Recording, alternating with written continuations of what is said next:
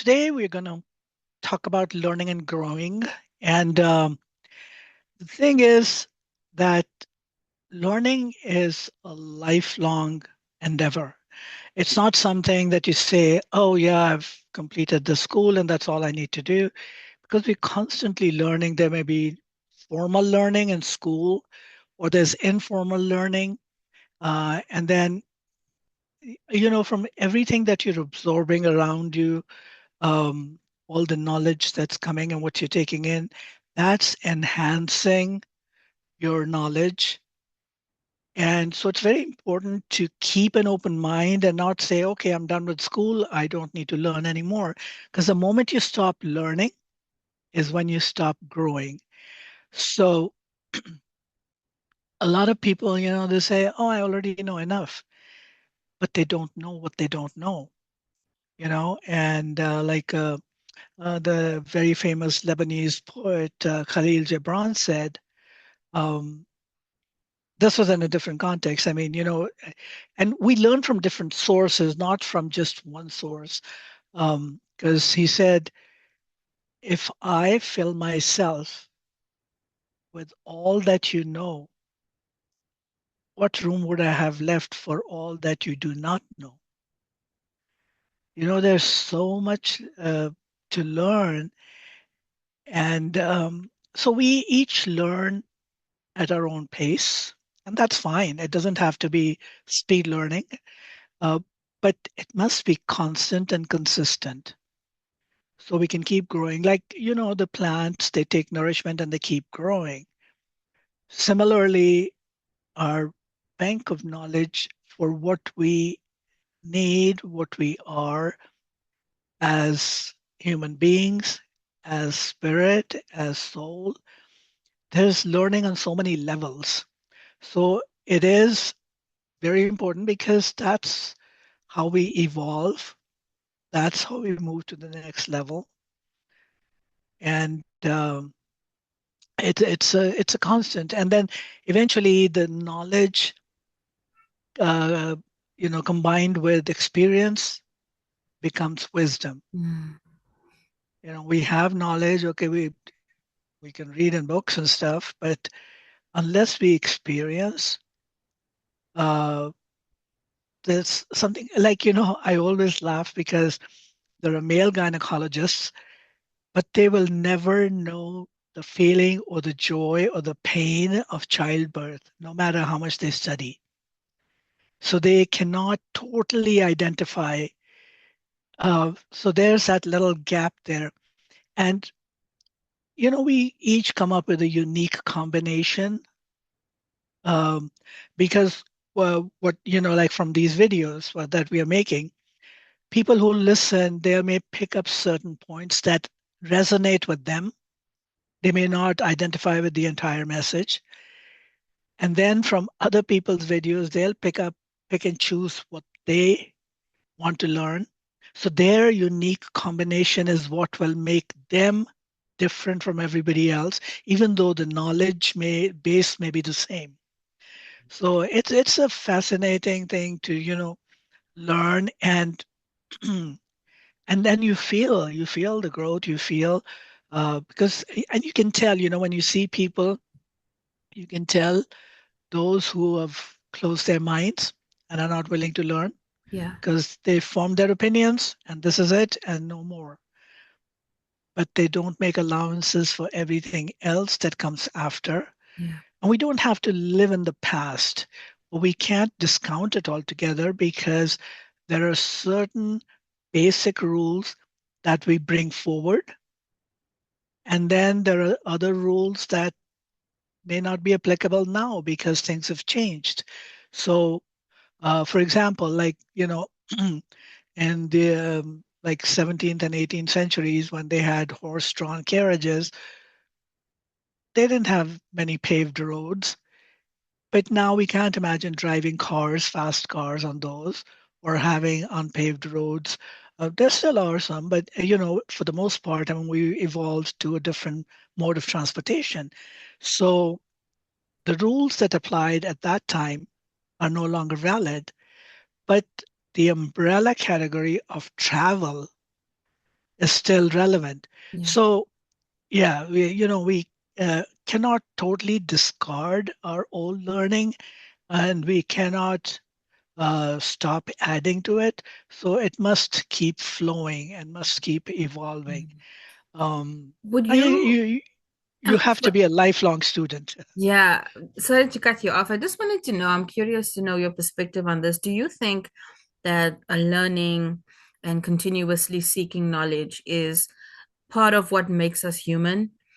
That endless thirst for knowing more, because I do see, especially in the circles that I'm in and the people that I deal with, yourself included, we are continuously seeking knowledge and looking for ways to learn more and integrate that knowledge so that we can do things better, be more efficient, improve our state of being, and ultimately, become, I don't know if there's a specific goal in mind. I cannot speak for everyone, but there isn't really like an end sight in mind. It's just that ever evolving feeling.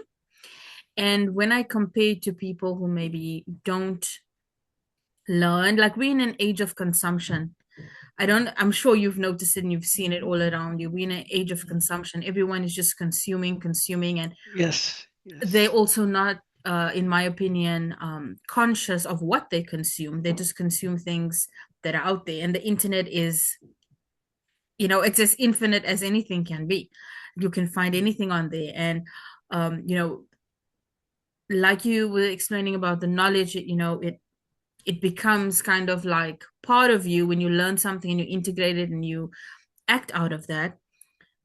I'm just comparing it with unconsciously learning, because even just consuming of things that you are not maybe conscious of, that's also a form of learning.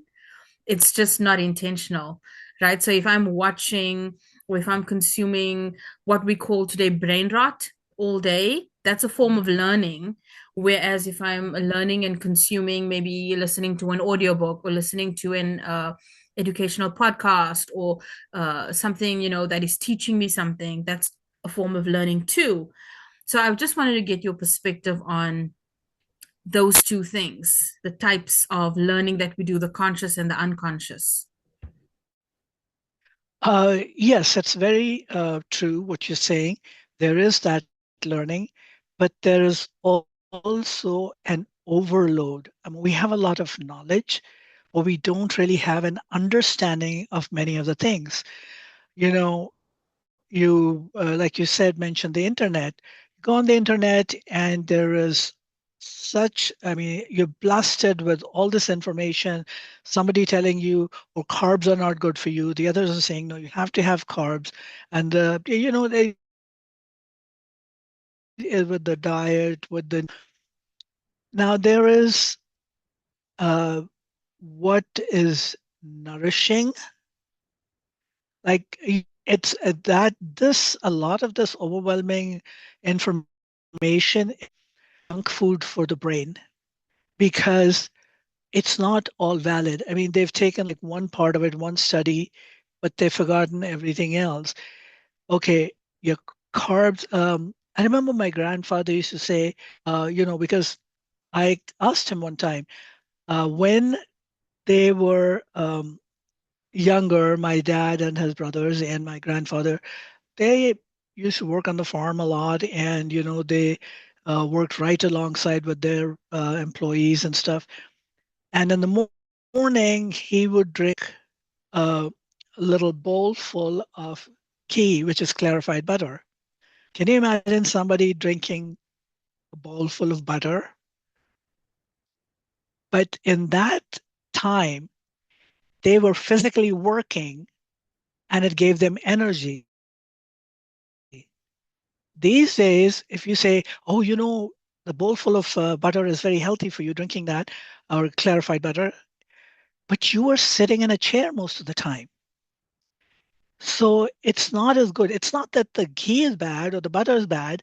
It's that what you're doing for your body to process is not enough. So it becomes more of a problem. So you have to be mindful of how you consume around you?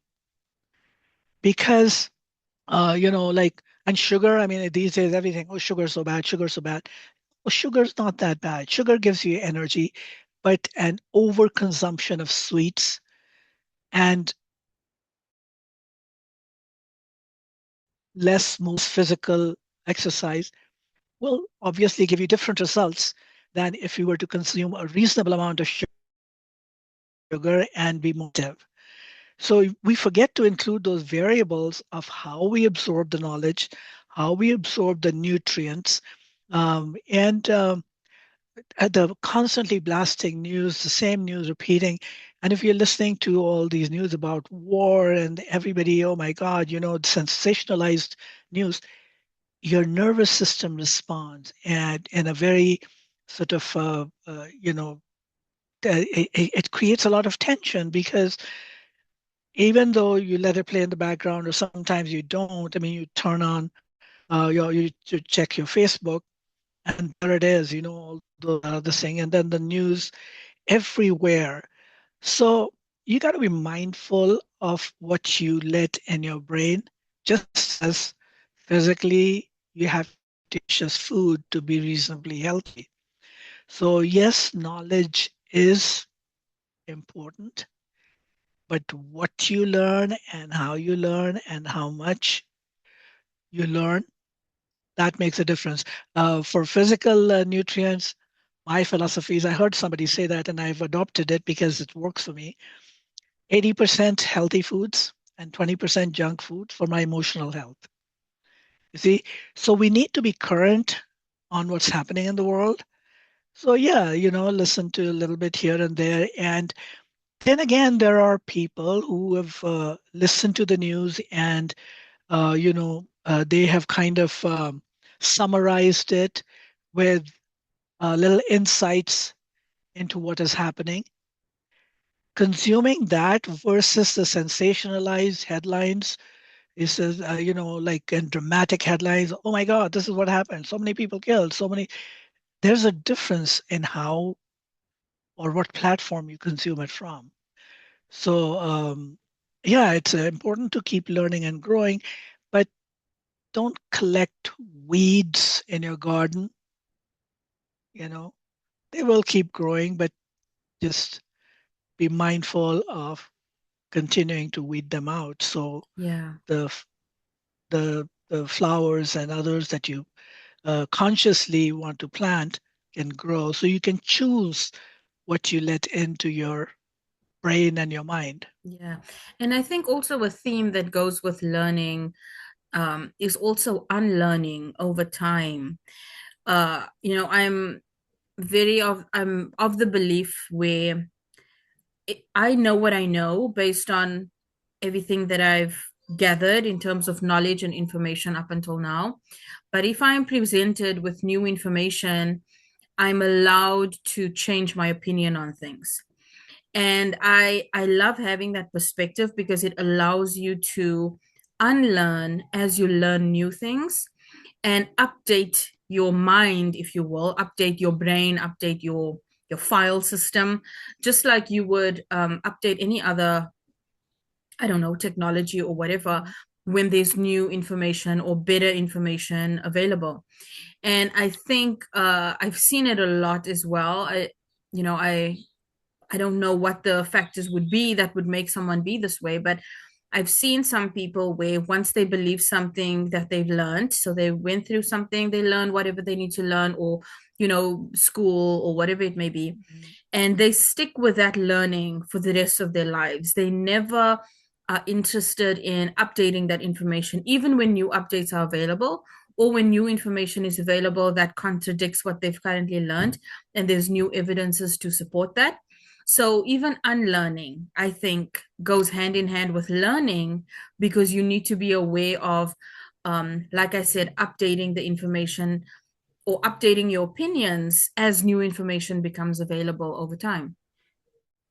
I agree to a point, but when you say unlearning, I would change that to uh, filing it away because a lot of times things are um, good for reference.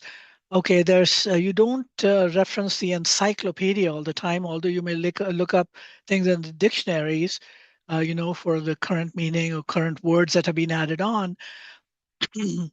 But if you totally unlearn it, which for the most part you can't because it is kind of part of you, what you've learned, but you learn to tweak that to kind of change it. And again, that's where growth is because there is additional learning. Now, if I'm learning new technology, I cannot let go of unlearn the previous technologies. Excuse me. It's good for reference. Oh, this is how they used to do it. Like when they had these big computers in the room, and or even the desktops that they had, and now how small the computers are. I mean, the smallest device can give you the same information that a big device used to. So yes, you keep growing with it, and you let go or put on the back burner or file away, and eventually discard because it's not um, in your present excuse me, in your present frame of reference. So you don't want to like overload that with everything, all the knowledge that you had and all the new knowledge that you're bringing in. But the basic knowledge of how to operate a computer must remain. It continues to grow, and you see how many new things. Like in my own lifetime, I remember growing up with, I mean, we did not have telephones. I grew up in India, and not only India, but even around the world in those times. We did not have, I mean, in India, I know we didn't have telephones. When we did, I mean, they had in offices and, government buildings and stuff, government offices. Then I remember when my parents got the telephone, and we were so excited. We couldn't call anybody because our friends didn't have phones yet, you see. And then we learned to use the phone, and, of course, remember dialing those numbers. You may not, but, you dial each number, and if you made a mistake, you had to start over again. And it was an interesting, like, long drawn process. And then the phones, the landlines, it was, of course, plugged in, and you had to make sure if there was no power, we couldn't use the phone. And from that, we went to like pretty much so many devices in a phone. There's a camera, there's the internet, there's the computer, and everything in a small device. So, but the basics of it, the communication, that remains. It is enhanced, it is fine-tuned, it is developed to a whole another level. And then again, go on another this thing. We didn't have the transistor radios. We had those big radios that were plugged in. And then I remember the first time seeing somebody, just showing off because he got a transistor radio, is riding a bike and carrying a radio, which is not plugged in anywhere. And everybody is kind of looking to see. So as we keep evolving, learning keeps growing. We How much of the previous knowledge you need to keep in the present frame of reference depends on what stage of development you're at. So all of it has its use, and there are people who are, you know, growing with or learning to grow. I mean, just because you have completed your education and you completed your master's and a PhD, or your bachelor's and this thing, doesn't mean there aren't others who will be starting in kindergarten. You see, so all knowledge has value, has good use. So we need to keep it. But uh, yeah, think of the river flowing from the mountains. It's very turbulent because the landscape is very sort of uh, rocky. So it's just bubbling over and flowing, and you cannot, I mean, it's very different. But as it comes down into the plains, it's flowing more gently and on a level ground. So initial learning is very uh, involved because there's so many things going on and that you need to be aware of. But then once you settle, then the river is wider in the plains, and then it merges with the ocean, even a bigger source of information and knowledge and wisdom.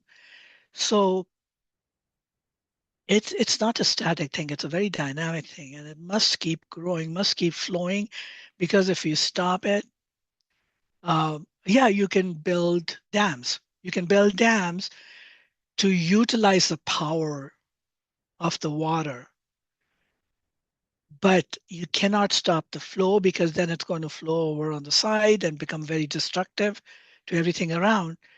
So when you stop the knowledge and you refuse to kind of learn anymore, you stop growing and you kind of drown in your own little sort of pool of knowledge that you've accumulated.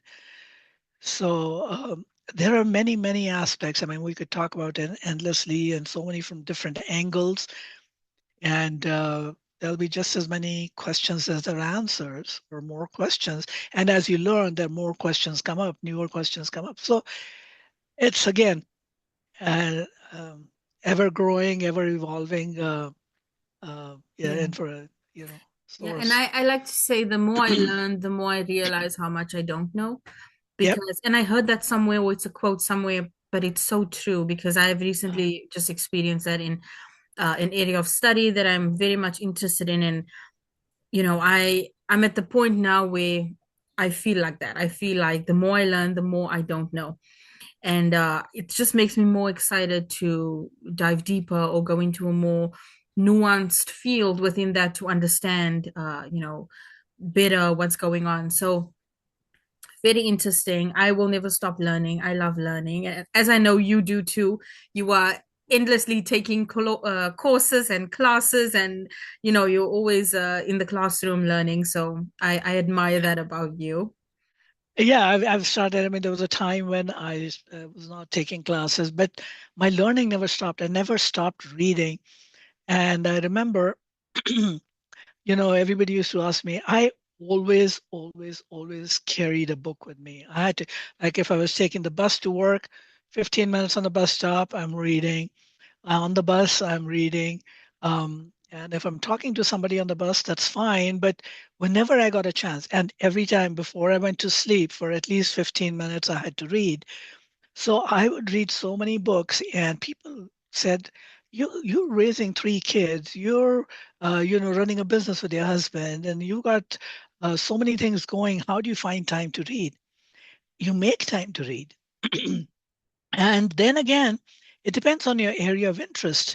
And it doesn't have to be book learning either, because I remember I couldn't really take any formal courses because I found those somehow limiting. Because with this, reading the books that I wanted to read, sometimes somebody would recommend a book, I'd go get it, and it would sit on the shelf for like a long time, but I didn't connect with it. And then sometimes I would connect it with months later. So it's okay to learn at your own pace and to learn only the subjects that interest you for now, but the learning must not stop. If you're a chef or you are interested in cooking, you don't have to be reading romances or history novels or historical novels or whatever, or technological information, but you must learn more in your field to be a better chef, to learn more about the spices and how they interact and how they work better with each other.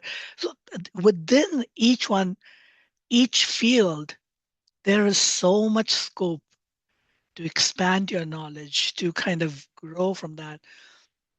It's endless. I mean, it's mind-boggling once you start thinking about it. Yeah. And like you say, it's not just book learning. There's so many ways of learning today. You can listen to audiobooks, you can there's electronic books. You don't have to carry around books with you anymore. You can have 100, 200, 1,000 books in your back pocket if you've got a phone or if you've got a Kindle Yeah. device. You can watch videos, educational videos where people break things down. There's so many different ways of learning. There's literally no excuse anymore to learn things. And I remember back in the day, my daughter, she's 8, she's doing an assignment on whales. And I told her, like, all you need to do is open up your tablet and search the topic on Google, and you'll get everything. And it was so funny because she opened up her tablets, she searched blue whales, and she read the first two lines that the AI generated, and she said, "Okay, there, I researched it." And she was done. That was her research. And I'm like, that is insane. When I was her age and I needed to research on whatever, I had to go to the Uh, library and I needed to go and find the books and read the books and make the notes and, copy it over into or make the copies in the copy machine and take those copies home or, and then go through all that. And then when we did get a computer, it was that dial up internet, and Google wasn't what Google is now. yes, You'll be yes, lucky if you yes. find good information on Google back in, I don't know, Uh, 2005 or whatever. So, I mean, it's so different and it's so easy now. It's so easy to learn. There's no excuses, in my opinion. but it's just as easy to get lost in that information. Don't overwhelm yourself with information. Learn to discern, because right now what's happening is, there's that surface learning and there's a deep dive. So let's say the surface of the ocean is very calm and you don't see much on it. You see a boat here and there, and like, but once you go get your scuba dive gear and you go into the depths, there's a whole another world. Different colors, so vibrant, so different life forms. Even now they're discovering, I mean, recently I saw, it was very fascinating. There's this one, uh, I don't even know what to call it. I mean, a sea creature that looks like an eel, but a very, very long eel, like several meters, I think more than 20 meters long. And it's got like little suction cups on it and has a gel covering on that. Now, the suction cups, each one is an entity by itself that has a different function.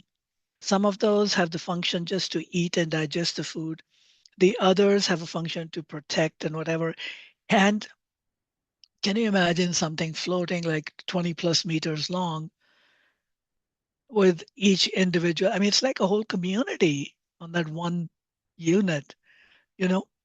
And again, it's not something I was actively searching, but like you said, Google is not what it was.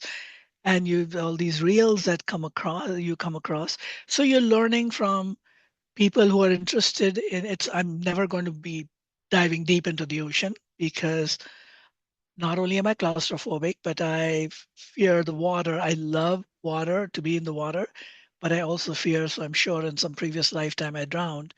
But I have that kind of fear.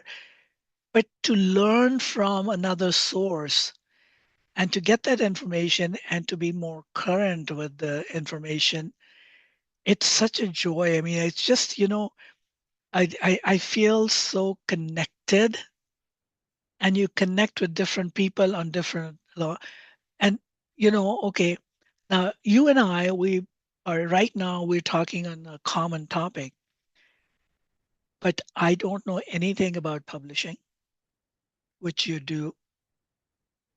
And there's other things that I may be doing that you don't know much about. Do you cook a lot? Yeah. See, I grew up in boarding school, so I never really cooked much. But I learned, and now how I cook is I can never, people keep telling me, I mean, you're such a good cook, you should open a restaurant. But I cannot open a restaurant for the simple reason that I'm not a consistent cook. I mean, for that, you have to cook day and night for whatever the customer orders, whether you like it or not. I am a moody cook. Like if I'm in the mood to cook, it's wonderful. But if I'm not in the mood to cook, you don't want to even look at my food. you know? So even with the learning and how you use that learning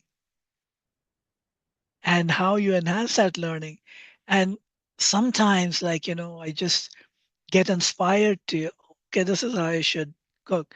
And another example is like I remember I was home for a year or more before I got married after I was done with my college and teaching and everything in India. And one day my mom asked me, to help her with this one dish that is very, very popular in the winter. And so I just told her, I said, oh no, your house, you cook, you know? And she said, well, what, when you get married and your husband asks for it, what are you going to do? I said, oh, I'm going to America. And this was like, mostly greens, mustard greens and stuff and all that. So I said, yeah, I'm going to America and we don't get that there and I won't have to cook. Amira, I came here and within the first week, my brother-in-law came to me and he says, oh, if I get all these ingredients, will you make the sag, right? The dish. And I looked at him, I said, what? And I totally messed it up the first time and first few times.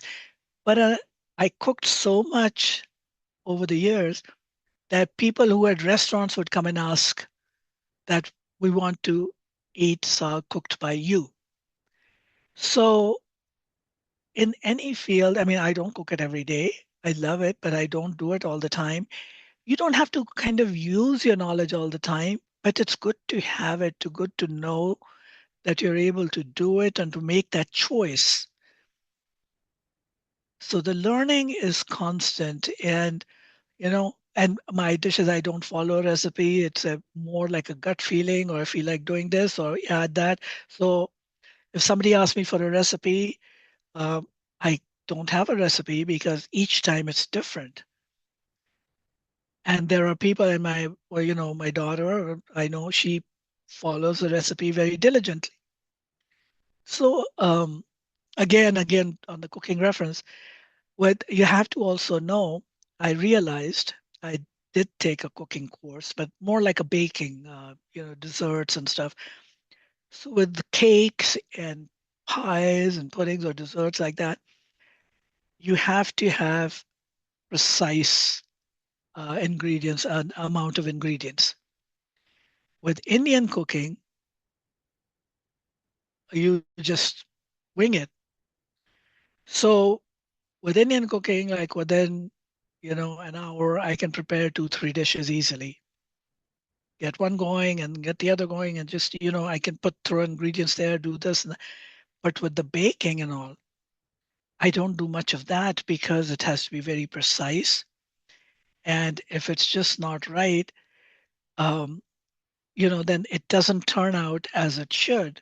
And then that's very frustrating. So um, my point here is that how much knowledge you acquire, where you acquire that knowledge, and how you use it are all components that will help you move forward and stay connected.